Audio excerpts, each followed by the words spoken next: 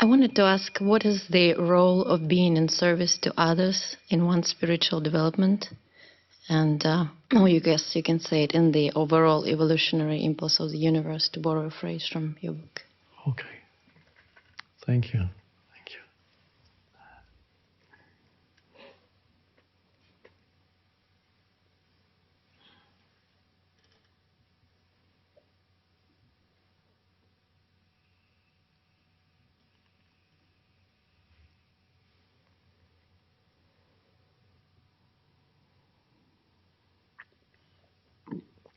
It can be a wonderful spiritual practice if it arises from the right place inside you. And it can also be a strengthening of your ego if it arises from a different place inside you. Jesus talked about that when he talked about giving alms. Some people, he said, like to be seen when they give alms to the poor. They want to be seen. And he says, those people are not going to get a reward in heaven. What that means we'll look at in a second. Because they have their reward already. And of course, what their reward already is that it's a feeding of the ego.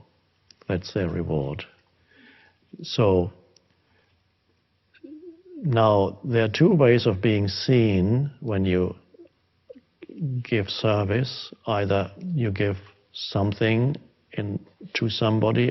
It could be help, providing active help, or giving something that you have away to somebody to help them, whatever it is. That one needs to look at the motivation, and there are two ways of being seen. One is to talk about it more than is necessary, or to just make sure that others see what you're doing or aware of what you're doing. Then you have your reward through that, which is the feeding of the ego. But there's another interior way of seeing it, when you have your own self-image and you're in service because it makes you feel better.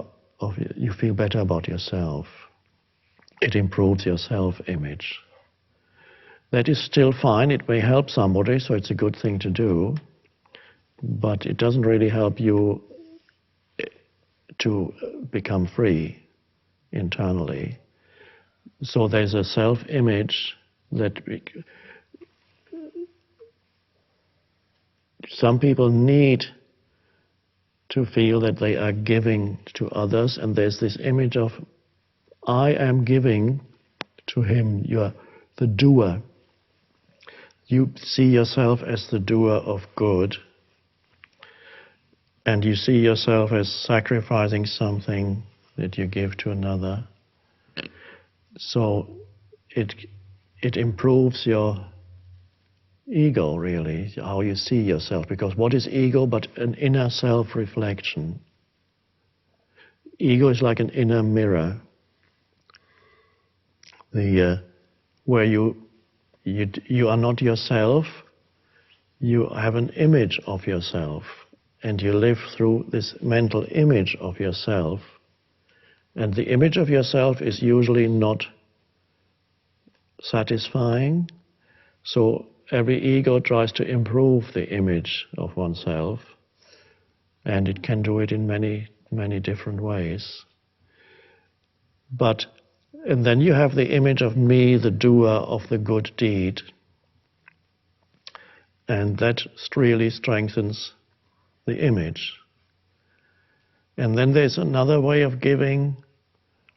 I think the expression is where the left hand doesn't know what the right hand does, or something like that. The right hand doesn't know what the left hand is doing, which means you don't have the self-image as you are giving of something that you own.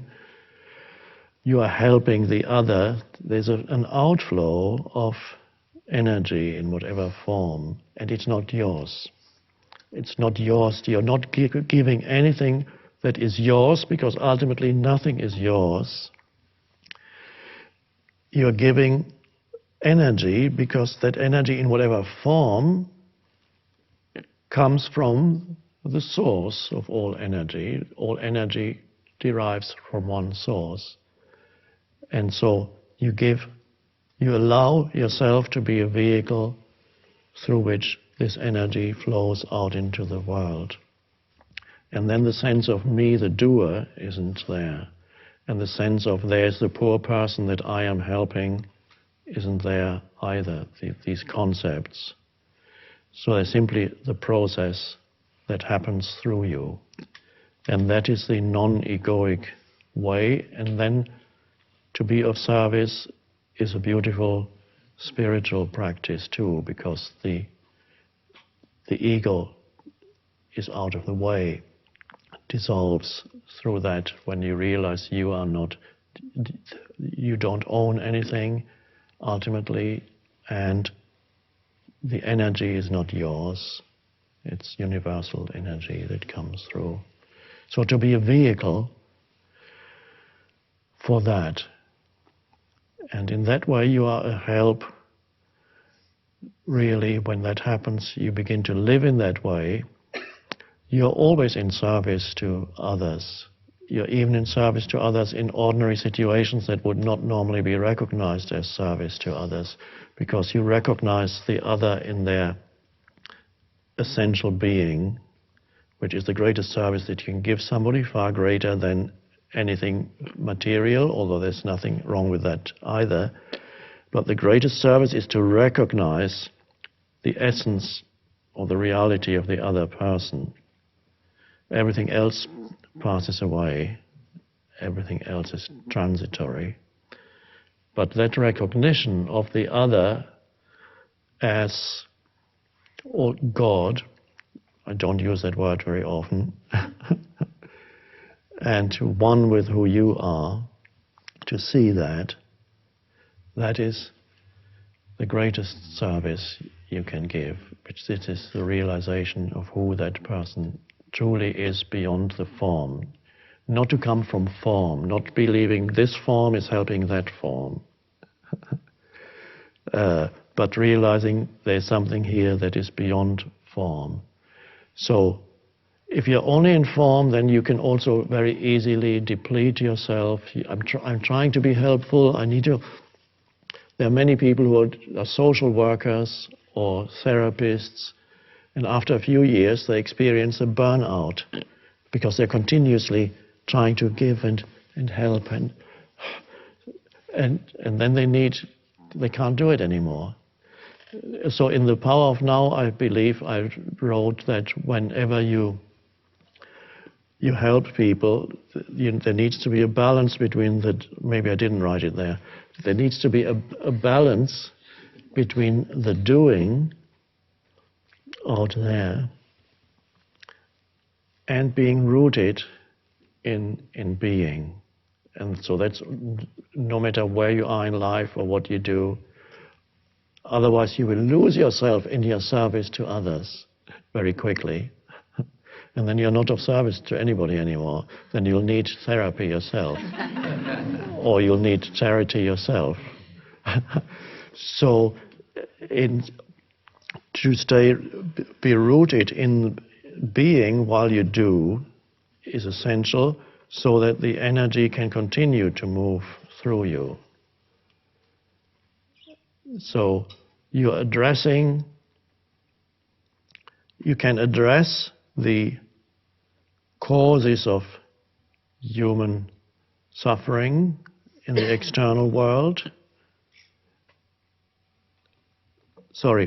The effects of human suffering in the external world, but the cause of human suffering is in the consciousness, in the human consciousness.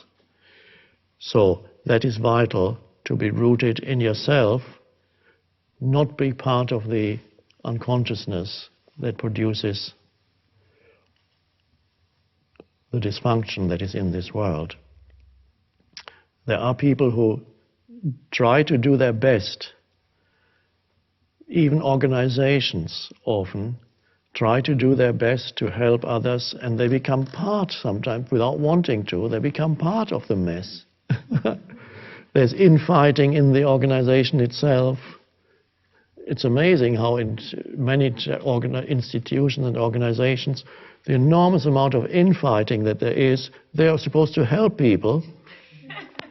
Sometimes they're even religious organizations. The enormous amount of conflict in there, and there's stop doing. Just connect with the spaciousness that is within you. Stay rooted there and then do.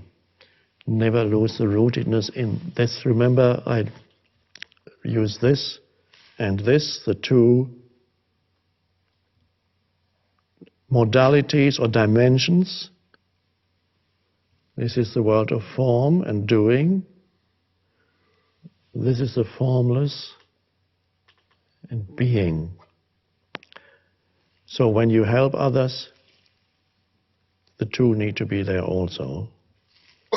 Always the balance between doing and being. You cannot solve the problems of this world through doing only. Because if there's only doing and you try to solve the problems of the world, you will contribute to the problems of the world. Hence the expression, the road to hell is paved with good intentions.